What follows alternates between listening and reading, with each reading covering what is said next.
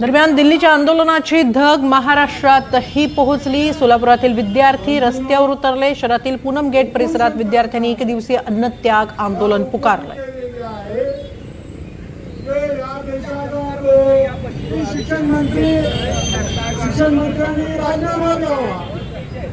दिल्लीच्या जंतर मंतर येथे अभिजित जिपके यांचं जे आहे ते अन्नत्याग आंदोलन सुरू आहे। सोनम वांगचुक यांना पाठिंबा देण्यासाठी जे आहे ते आता सोलापुरातील सामाजिक कार्यकर्ते असतील, त्याचबरोबर विद्यार्थी असतील, या विद्यार्थ्यांनी जे आहे त्या धर्मेंद्र प्रधान यांच्या राजीनाम्याची मागणी करत त्याचबरोबर सोनम वांगचुक यांना पाठिंबा देण्यासाठी जे आहे ते सोलापुरात एक दिवसीय अन्नत्याग आंदोलन केलेलं आहे। आपल्यासोबत शालेय विद्यार्थी आहेत, काही महाविद्यालयात शिकणाऱ्या विद्यार्थिनी आहेत, विद्यार्थी आहेत। नेमक्या काय मागण्या आहेत तुमच्या? एज्युकेशनल सिस्टीम अनस्टेबल जी झालेली आहे ते स्टेबिलिटी पाहिजे आणि अकाउंटेबिलिटी पाहिजे आणि परत नंतर फर्स्ट गोष्ट पूर्ण देशासाठी धर्मेंद्र प्रधानजींचं रिझिग्नेशन राजीनाम्याची मागणी करा। काय मागण्या आहेत नेमक्या?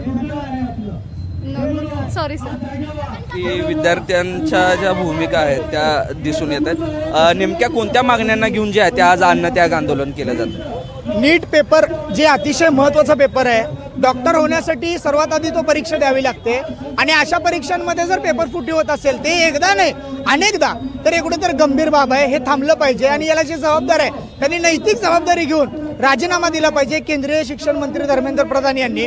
आणि पेपर यांनी पुन्हा घेतला फुटल्यानंतर आणि पेपर पुन्हा घेऊन सुद्धा एवढे देशात परिस्थिती गंभीर होऊन सुद्धा या लोकांनी रिझल्टमध्ये सुद्धा गोळ घातला। म्हणजे इतकी निष्काळजीपणा, इतका बेजबाबदारपणा तुमच्याकडे आला कुठून? आणि तुम्हाला जनतेची, या देशातली जी युवा आहे त्यांच्या भविष्याची काहीच काळजी नाही का? हा प्रश्न देखील आमच्या मनात तयार झालेला आहे। त्यामुळे धर्मेंद्र प्रधान यांनी राजीनामा दिला पाहिजे। सरकारने विद्यार्थ्यांचं भविष्य अंधारात घालू नये, विद्यार्थ्यांच्या भविष्यासाठी त्यांनी योग्य कठोर पावले उचलावेत, ही आमची मागणी आहे। या आणि सोनम वांगचुकजी यांना काय दोष होता हो त्यांचा? तो व्यक्ती शांततेच्या मार्गाने अन्नत्याग करत असताना तुम्ही त्यांना जर उचलून घेऊन जायचंच होतं तर कमीत कमी स्ट्रेचर तर आणता का नाही? विदाऊट स्ट्रेचर त्या माणसाचं आरोग्य आधीच खालावलेलं असताना तुम्ही विदाऊट स्ट्रेचर त्यांना उचलून घेऊन जाता। ज्या पद्धतीने एखादी तिरडी आपण पांढऱ्या कपड्यात उचलतो त्या पद्धतीने उचलता, म्हणजे हे लोकशाहीचा गळा घोटण्याचं पद्धत आहे। हे पद्धत कुठेतरी बंद झालं पाहिजे। ह्याच्या निषेधार्थ आणि विद्यार्थ्यांच्या समर्थनात आम्ही आज हा सोलापूरकर म्हणून आंदोलन पुकारलेलं आहे।